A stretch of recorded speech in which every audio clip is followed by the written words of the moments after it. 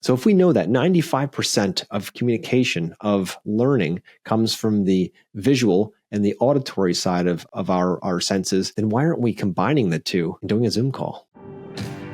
Welcome to the Sales Made Simple podcast. This podcast is dedicated to helping overwhelmed outdoor living professionals, landscapers, and hardscapers just like you increase your closing rate to over 75% without doubling your workload so you can build a seven-figure business that doesn't need you. I'm your host, Joshua Gillow. Let's dig in.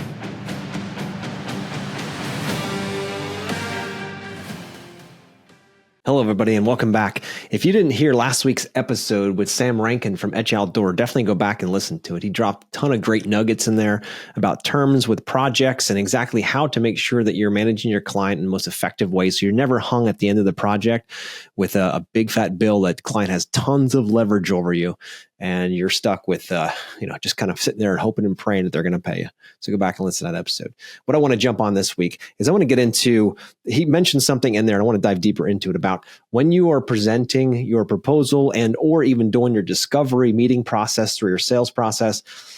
If you just are making phone calls, doing it just flat out on the phone with maybe one, hopefully two decision makers, if you're doing that audibly through the phone without any kind of visuals like a Zoom or anything like that, or even face-to-face, I want to talk to you today about how you can increase your closing rate just by changing the way you deliver your information. So let's back it up to a discovery call. We're actually reaching out to them, making sure that they're going to be a good fit for your company. So with that being the case, a lot of times we thought, it's just a phone call. We just make a quick phone call, talk to the homeowners and be good to go. But would you believe that only about 30% of learning comes from the auditory senses, right? From listening. So about 30%. So as you're talking through all the different things you're going to do or not do in the project and what makes you better and different and all of that and trying to differentiate yourself on the phone, you are also only allowing for 30% of their ability to learn being engaged, their auditory sense. Now I say that because for years we used to do only phone calls and closing rates were good, but not great. And here's what we found after doing some more research.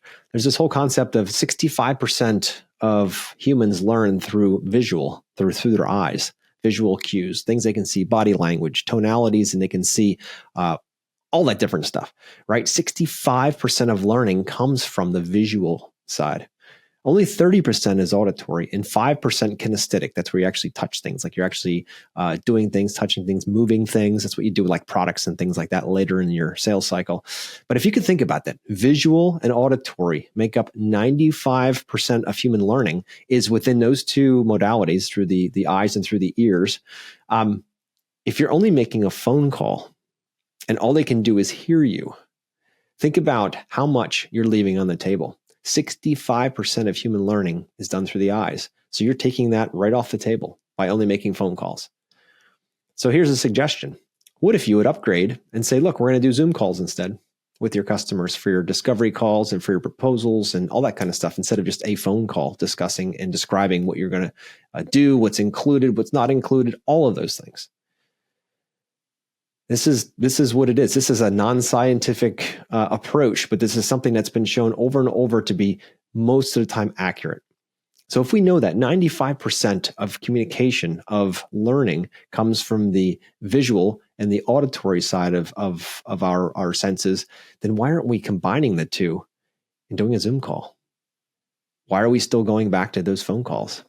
And when we do phone calls, we're losing such opportunity.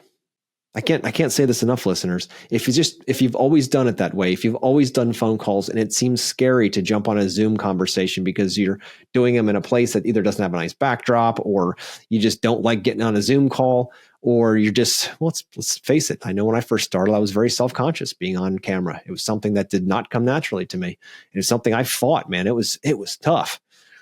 But I knew deep down that I could be more effective. I could serve more people. I can do and serve in a way that God has created me to do. And I knew I could do that better through that platform, through a visual and an auditory combination platform like Zoom, that I have a much higher opportunity to be able to help more people. So that's what made it bigger for me. And why I even started this podcast was to learn how to talk, how to go from bullet points in my head to longer conversations, and how to ask questions throughout processes and throughout interviews, and to think faster on my feet.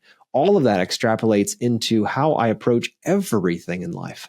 So as much as I have this podcast for everyone to listen to the things that are going on, I'm also deep down improving myself each and every episode. And I appreciate you guys for supporting me throughout this. We're well over 200 and some episodes now. Been doing it almost 4 years. And I love meeting with people and discussing what's going on in their lives, in their businesses, how they're closing, what their sales are like, and what kind of gold nuggets they learn. Because I know for sure that I don't know everything. And I don't know there'll ever be a day when I do.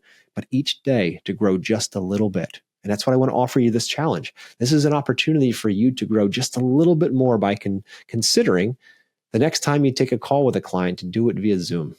And when you do, to just show up the best you possibly can right now.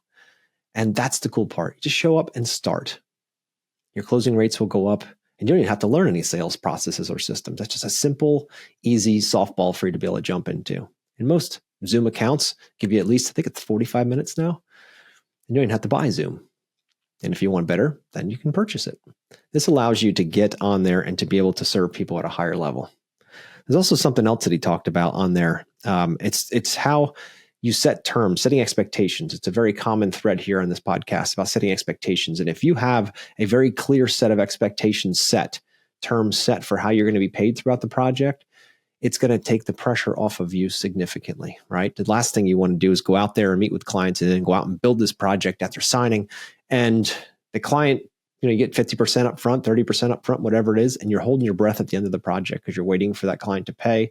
And it's the smallest little detail that wasn't quite right, or they don't like the Dragon Lady Holly, it's too small, and they're not going to pay you the extra 30 grand that's left on the end of the bill because of one bush. And that's extremely stressful, especially when you got bills. You can alleviate all that by just setting up processes and systems and exactly how you're going to be paid. And if the client doesn't accept those terms, they just don't work with you. It's very simple. And when you have change orders throughout the project under construction, get paid 100% of those as you move forward. Get them signed and paid right away. You don't have to hold your breath at the very end, hoping like heck your client didn't forget about the water feature they added, or the extra tree line they added, or all those extra pavers for that walkway that they conveniently forgot about. If they've already signed and they've already paid, you have no risk. And that's the main thing, right? Because we want to be able to serve, not sit here, be scared and stressed because we don't know if we can trust the client or not. They're worried that they can't trust us. We're worried we can't trust them. That's not a good way to build a relationship. And that's what we're doing here, folks. We're building relationships. So if you can just make those two shifts in how you work with clients, man, what a difference that can make. And your level of stress and overwhelm, they're the two, believe it or not, they're the two primary emotions when I poll people in our industry about what they feel on a daily basis. It's overwhelm, stress. Those are the two big ones. Just overwhelmed and stressed out. These two little things can change that, and they don't cost you anything. That's the cool part. Now, if you want to go in and take a look at your entire sales process and say, look, I need some kind of like step-by-step process that I don't have to keep going in and winging it all the time and hope like heck I'm going to get a result. Just like Sam talked about, they have a process in place, and then they can track everything and know exactly where they are for sales for the year. And they know how to communicate with clients, what to say in the right order, setting all those expectations. He talked in there about setting the expectations for the meeting. If a client knows they're going to be talking about budget, know they're going to be talking about next steps, and you've already mentioned that and on the very beginning of the call, and all of a sudden it comes time for it, they're not surprised because you already told them what's coming. That's going to be the result of this call. So we set up an outcome in the beginning and then a result at the end.